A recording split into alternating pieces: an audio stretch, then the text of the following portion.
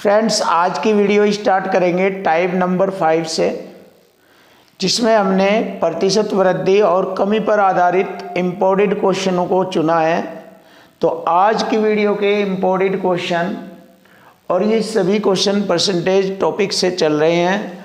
तो देखिए, हमारा पहला क्वेश्चन है, अगर किसी आयत की लंबाई 37.5% बढ़ा दी जाए और चौड़ाई 20% घटा दे तो क्षेत्रफल पर क्या प्रभाव पड़ेगा। तो प्यारे बच्चों, आज के क्वेश्चन को बहुत ही ज़बरदस्त तरीके से करने जा रहे हैं। तो देखिए, आयत की लंबाई में 37.5% की वृद्धि की जाती है। तो 37.5% को हम लिख देते हैं 37.5% को हम लिख देते हैं 3/8। जैसे कि मैंने आपको परसेंटेज की एक टेबल बताई है, उस टेबल के अकॉर्डिंग 37.5% होता है 3/8। और आप सभी को मालूम भी है कि 37.5% होता है 3/8। और यदि उसकी चौड़ाई में 20% घटा दिया जाए तो 20% को हम लिख देते हैं 1/5। तो यहाँ से हमने लंबाई में परसेंट वृद्धि और चौड़ाई में परसेंट कमी को एक फ्रैक्शन के रूप में लिख दिया है। अब हम इसके अकॉर्डिंग ही क्वेश्चन को हल करेंगे, जिससे कि हमारा क्वेश्चन बहुत आसान हो जाए। तो क्षेत्रफल पर क्या प्रभाव पड़ेगा। तो किसी भी आयत का पहले वाला जो क्षेत्रफल होता है वो 100 मान लेते हैं, 100 होता है।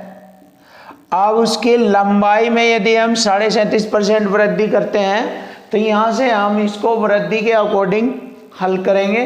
तो 8 में हमने 3 को जोड़ा, अब ये वृद्धि को रिप्रेजेंट करेगा। प्यारे बच्चों देखिए, 8 में हम 3 जोड़ते हैं तो 8 और 3 11, तो 11/8। अब ये हम वृद्धि के अकॉर्डिंग लिख चुके हैं। और चौड़ाई में 20% की कमी कर दी जाए तो 5 में से 1 को कम करके लिखेंगे, तो यहाँ पर लिखेंगे 4/5। तो इस प्रकार हमारे क्षेत्रफल में क्या प्रभाव पड़ता है ये हमें ज्ञात हो जाता है। तो देखिए, 4 दूनी 8 और 5 दूनी 10 से मैंने ये 10 काटा। और अब हम 10 व 11 की गुणा करेंगे। तो 10 व 11 की गुणा होती है 11 धाम 110। तो 110 को हम देखते हैं कि यह 100 से कितना अधिक है, देख लेते हैं। 100 से ये 10% अधिक है। तो हम इसी कंडीशन को कह सकते हैं कि उस आयत के क्षेत्रफल में 10% की वृद्धि हो गई है, क्योंकि आयत का क्षेत्रफल पहले 100% था, अब हो गया है 110। तो क्षेत्रफल पर क्या प्रभाव पड़ेगा, 10%। तो क्षेत्रफल में वृद्धि हो जाएगी 10%। और यही हमारे क्वेश्चन का आंसर है, 10%। ऑप्शन डी हमारे क्वेश्चन का आंसर है। अब हम नेक्स्ट क्वेश्चन देखेंगे। अब देखिए, नेक्स्ट क्वेश्चन भी बहुत ही अच्छा क्वेश्चन है। किसी सिनेमा टिकट की बिक्री 57.5 यानी कि 57 से ही 1/7, तो 57 से ही 1/7% बढ़ जाती है। और टिकट का मूल्य 16 से ही 2/3% बढ़ जाता है। तो उसके राजस्व में कितना % बढ़ोतरी होगी। तो देखिए, पहले उसका राजस्व था 100%। अब 100 के अकॉर्डिंग हम इसको हल करेंगे। तो 57 से ही 1/7% को हम लिख लेते हैं 7 7 49 50 का 0 हासिल 5 और 7 5 35 5 40, 400%/7। अब परसेंट की यहाँ पर हम 2 0 नीचे लिखेंगे, 2 0 से 2 0। तो हम इसको वृद्धि के अकॉर्डिंग लिख देंगे 4/7। तो यहाँ पर 7 में 4 की वृद्धि करके लिखेंगे। 7 में 4 की वृद्धि होती है 7 और 4 11, 11/7। तो देखिए, टिकट की बिक्री पर 57 से 1/7% की वृद्धि हो जाती है। तो हमने इसको लिखा है 11/7 वृद्धि के अकॉर्डिंग। और टिकट का मूल्य 16 से ही 2/3% बढ़ जाता है। तो 16 से ही 2/3% को लिखेंगे 1/6। जैसे कि आप सभी जानते हैं कि 16 से 2/3% होता है 1/6। अब वृद्धि के अकॉर्डिंग 6 पर 1 बढ़ जाता है तो 7/6 वृद्धि के अकॉर्डिंग इसको लिखते हैं। तब हमें मालूम हो जाएगा कि राजस्व में कितना % बढ़ोतरी हुई है। 7 से 7 डिवाइड, 2 तिये 6 और 2 से 100 को काटेंगे 50 बार और 11 पंजे 55, 550/3। अब इसको हल करेंगे। देखिए 3 एकम 3, 2 हो गए 25, 3 अटे 24, 3 ते 9, बचा 1/3। तो यहाँ से हमें मालूम हो गया है कि हमारा जो राजस्व था पहले 100% था, अब वो बढ़कर हो गया 183 से 1/3%। तो राजस्व में वृद्धि हुई है 183। 100 को घटाएंगे हम इसमें से 183 में से, तभी हमें वृद्धि का मालूम होगा। तो 83 से 1/3% की वृद्धि हुई। तो राजस्व में वृद्धि प्राप्त हुई 83 से 1/3%। और यही हमारे क्वेश्चन का आंसर बनेगा ऑप्शन बी, 83 से 1/3%।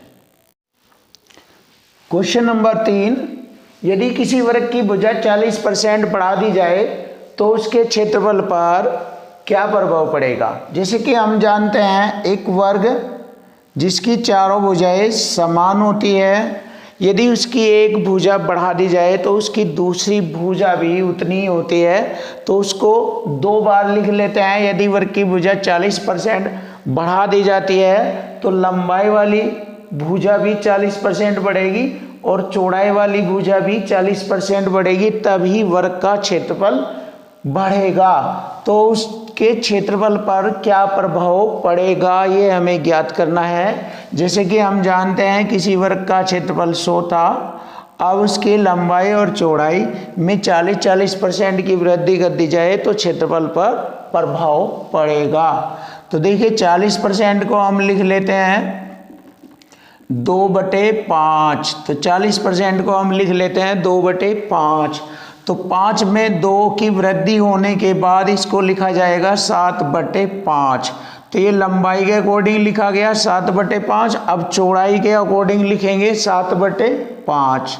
तो इस प्रकार हमें ज्ञात हो जाएगा कि उसके क्षेत्रफल में कितना % की वृद्धि हुई है। 5 पंजे 25, चौका 100, 4 बार काटा और 7 सती 49 गुणा 4। तो यहाँ से हम इसकी गुणा कर लेंगे 4 गुणा 7 सती 49। तो देखिए 4 और 49 के हम गुणा करेंगे।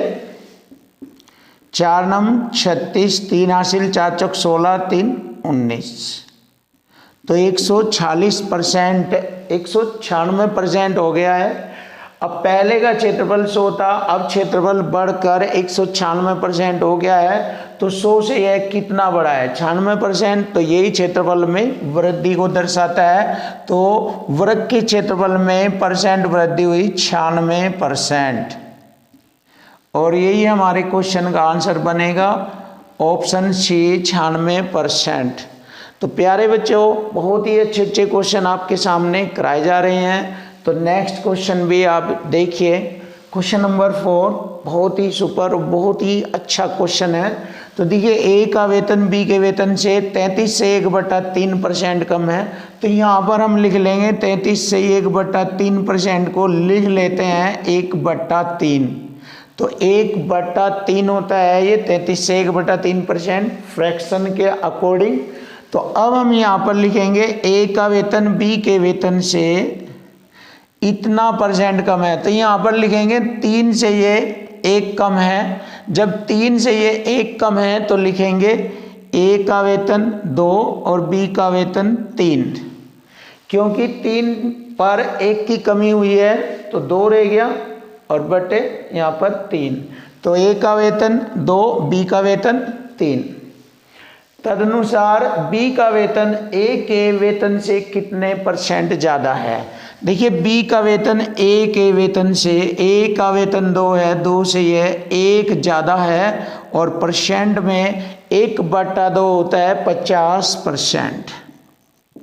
तो हम कह सकते हैं बी का वेतन ए के वेतन से 50% ज़्यादा है और यही हमारे क्वेश्चन का आंसर बनेगा, ऑप्शन सी 50%। तो फ्रेंड्स, हमारी वीडियो को बहुत ही अच्छी तरीके से आप देखते रहिए, जिससे कि हम आपके सामने नई नई वीडियो लाते रहें और बहुत ही अच्छे अच्छे कंसेप्ट देते रहें। थैंक यू, वेलकम, धन्यवाद।